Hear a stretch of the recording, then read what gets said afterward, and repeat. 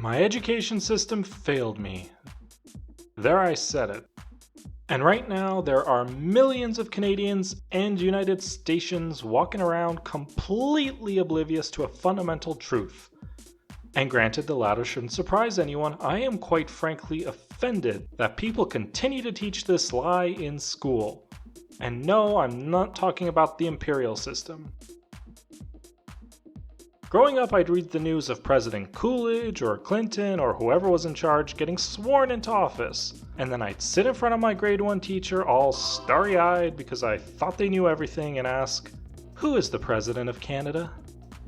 And they'd reply, "No, silly goose. Canada is superior to the United States, for we don't have a president. We have the pinnacle of human achievement of elected official. A Prime Minister." I will now show you some of our superior leaders' highlights featuring "A proof is a proof." A proof is a proof. What kind of a proof? It's a proof. A proof is a proof. And when you have a good proof, it's because it's proven. Why am I talking about Netflix? I love movies and TV shows, but I'm running for Prime Minister. So why am I talking to you about TV shows? It was a costume party, people. Come on. And my own personal favorite. You can stick it where you want, what I said. Truly the pinnacle of civilization. And young me believed it. I mean, look around the Americas. We have the presidents of the United States of America, Mexico, Brazil, and Chile. And notice, none have prime ministers. Meanwhile, look at Canada, the Bahamas, and Belize, and you'll notice that they all have prime ministers, but no presidents. So then my teachers were right. If all the countries I can name in North and South America fit into this binary, then clearly everyone else in the world must as well. But just for fun, let's book a trip over the Atlantic and look at Canada's parents over there in Europe, just to be 100% sure that I'm right.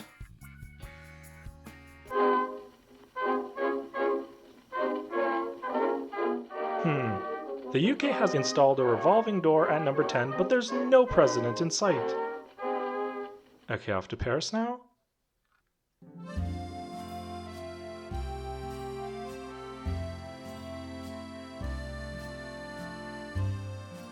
Over in Paris, we have the aristocratic palace of the President of France. So, excellent! Let's go home. Although, since I already spent a few $1,000s getting here, just for these shots, might as well do some sightseeing.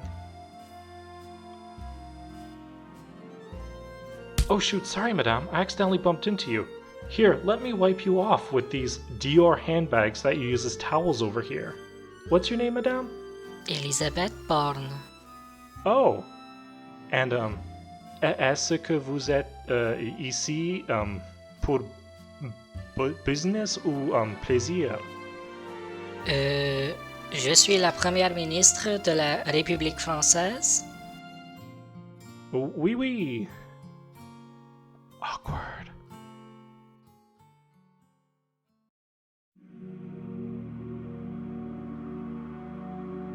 Elisabeth Borne.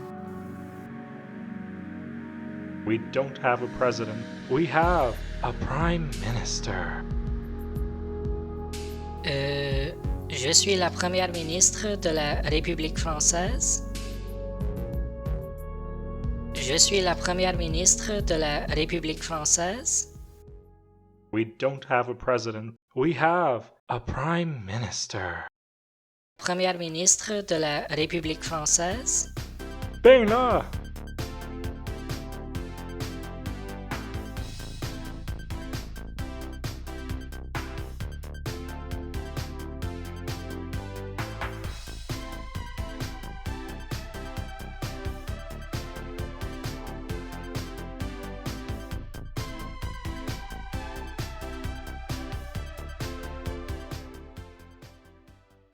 Okay, I know, forgive us. Currently, there are a bunch of people in Europe, Asia, and Africa who are all laughing at us and how stupid we are. But you know what? I don't see you inventing the diabetes bar, or how to put gravy and cheese on French fries. or discovering how to extract the insulin you'll need afterwards, so sit down. And in our defense, take a look at the leaders of countries around the world. We find the Prime Minister of Spain, the President of France, the Chancellor aka Prime Minister of Germany, the President of Russia, the Prime Minister of India, the Prime Minister of Japan, and the Taoiseach of Ireland. Really, Taoiseach? And many, many more world leaders that all seem to solidify this belief that you either have a Prime Minister or a President, but not both. And yet, here's a picture of the Prime Minister of France mentioned previously. And here is one of the President of Germany. And one of the Prime Minister of Russia. And the President of India. What is going on here? And more importantly, is there an excuse that can make us look less dumb? Well, in short, it is the conflation of two roles as well as the division of powers in a country. What the heck does that mean? Well, let's start with two very important roles in a country: the head of state and the head of government. Boo! Boo the government, boo! If you're from Canada, then you know that your nerdy insecure friend would like to try and show you up by asking you, who is Canada's head of state?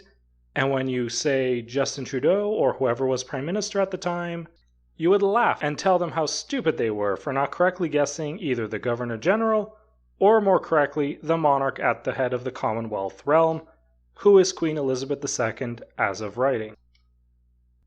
Wow, I must have written this first draft a long time ago. Okay, fine. I will answer the question straight up. What is the head of state? Well, a head of state is someone who is the chief public representative of a sovereign state. In other words, it's pretty vague by design. It's supposed to be the one person who embodies like the spirit and unity and all that mushy-gushy thing that cannot be described of a country.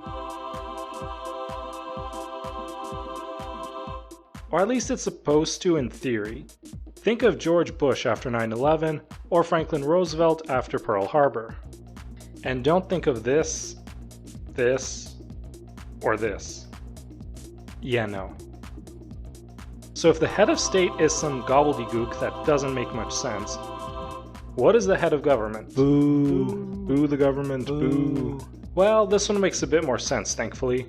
They are the person responsible for leading the government and the cabinet / council of ministers / meeting of elders / whatever else you want to call your country's highest advisors, who are each in charge of heading up the apparatus of government. So, circling back to the main premise of this video, why does Canada have a Prime Minister and no President?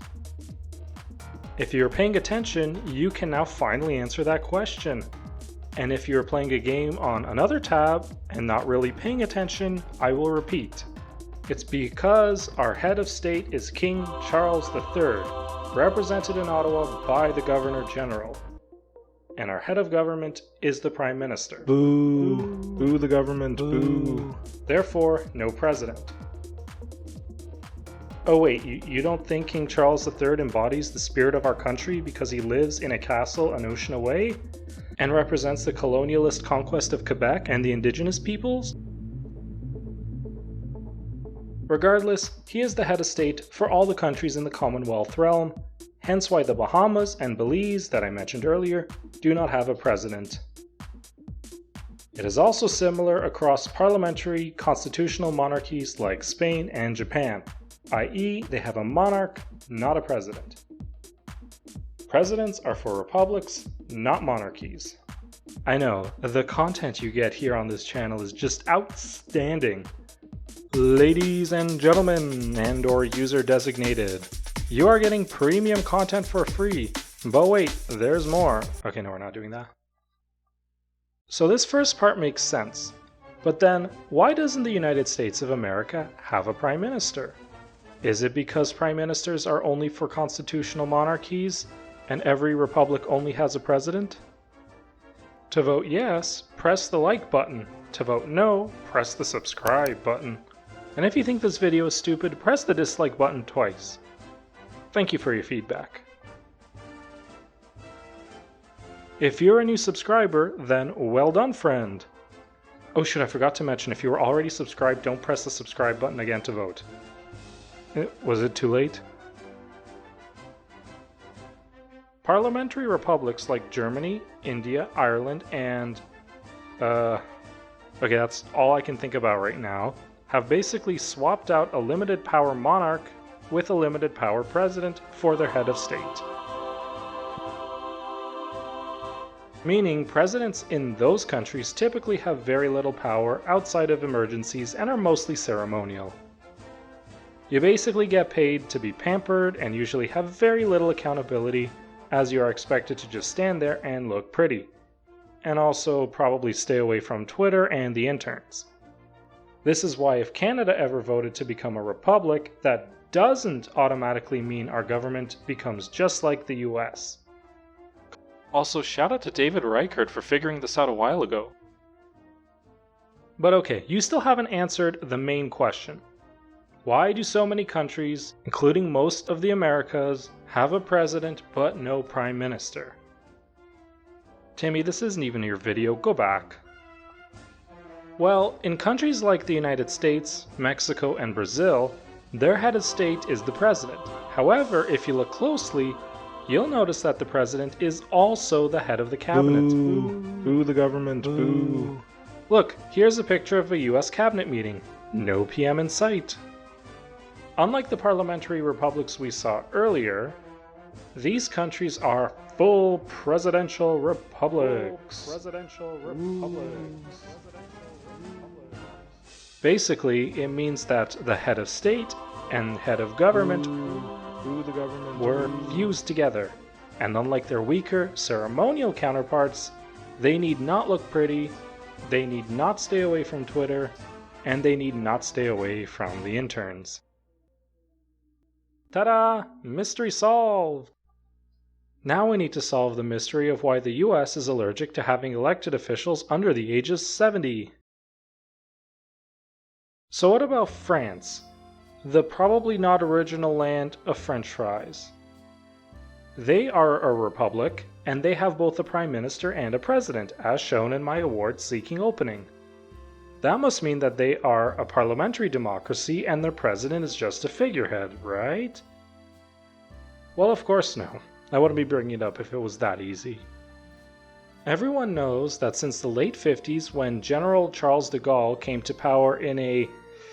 I can't believe it's not a coup d'etat, France has had a very strong president. I mean, is Macron a figurehead? Well, maybe to the neo-libs. Ooh. Okay, never mind. If you are confused, that is okay.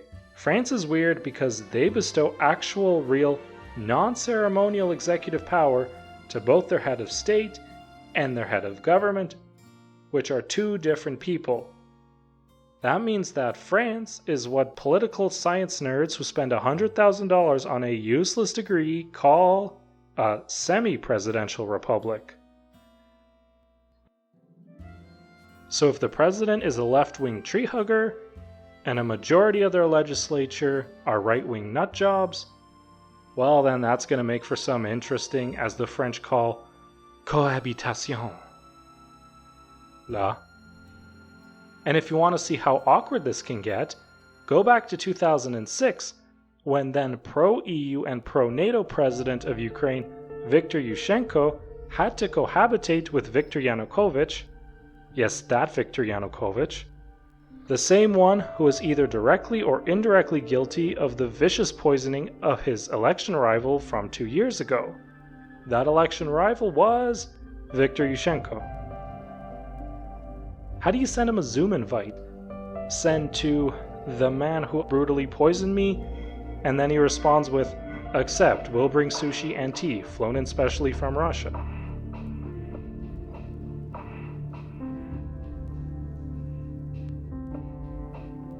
Anyway, that's all, folks. I mean, it's not all. I can tell you how South Korea has a prime minister who is not a figurehead in his actual power, but isn't the head of government because they are a full presidential system inspired by the US. and how Argentina has a cabinet chief that looks and sounds like a PM, but isn't the head of government, but we're gonna be here all day unless I put a stop to this video. So if I've missed your country like Iran, where the president is more like the head of government because the supreme leader of the Islamic Revolution is your head of state, or you're in a communist country where your position within the party and Politburo matters more than your place in government, or Urmomistan, where you have 6 presidents but none of whom are the head of state, or Dryklinova, where your head of state is a tree, please leave a comment down below and educate my decadent Canadian butt. Thank you and good night.